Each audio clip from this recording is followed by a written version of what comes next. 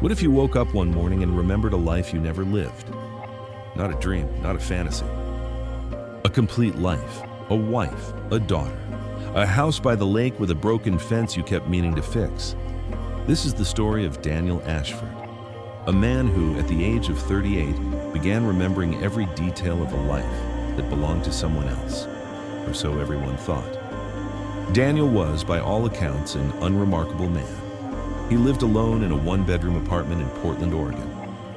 He worked as a data analyst. He had no wife, no children, no lake house. He had never been married. But in March of 2019, Daniel began having what he described as intrusive memories. Not flashbacks, not déjà vu, memories. He remembered the smell of his daughter's hair, vanilla and something like cedar. He remembered the specific crack in the ceiling of a bedroom he had never slept in. He remembered an argument with a woman named Claire, the exact words, the exact expression on her face when she turned away from him. He went to a therapist. She suggested stress, overwork.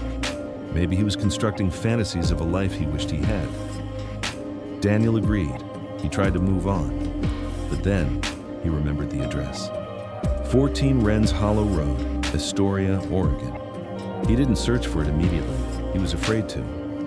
But 3 weeks later, on a Saturday morning with nothing else to do, Daniel drove the 2 hours north. He found the street. He found the house. It was exactly as he remembered, except smaller somehow. The fence was still broken. The garden had grown wild, and there was a for sale sign at the front. Daniel sat in his car for 40 minutes before he knocked on the door. A real estate agent answered. The previous owners had moved out 6 months ago, a family.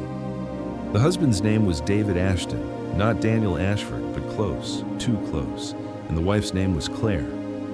Daniel became consumed. He found David Ashton through public records. Same age, similar build.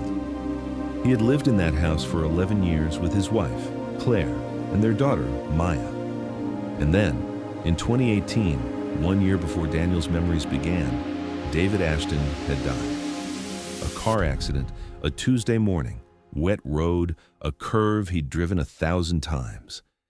Daniel told himself this was a coincidence, a strange one, but a coincidence until he found the photograph. It had been uploaded to a local community Facebook page, a neighborhood gathering, summer 2017. David Ashton was in it, standing with Claire and Maya in front of their house. Daniel stared at it for a long time. David Ashton had the same eyes as him, the same jaw, the same slight tilt of the head.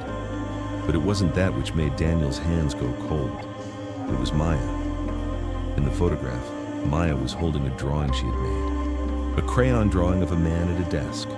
The man in the drawing had Daniel's face, and at the bottom, in a 6-year-old's handwriting, she had written, "The man who visits me in my dreams." Daniel never contacted Claire or Maya.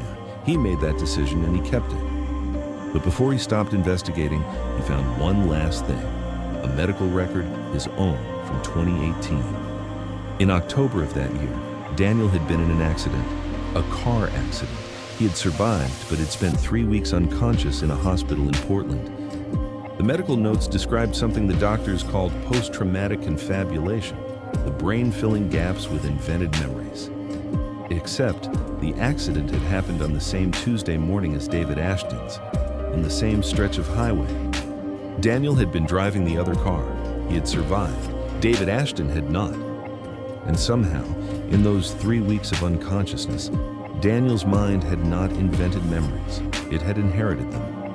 The question that has never left him, the one he asked me when he told me this story, was not whether he believed in the paranormal. He asked, if I carry his memories, his love for his daughter, his grief, his whole interior world, then which one of us is really still alive?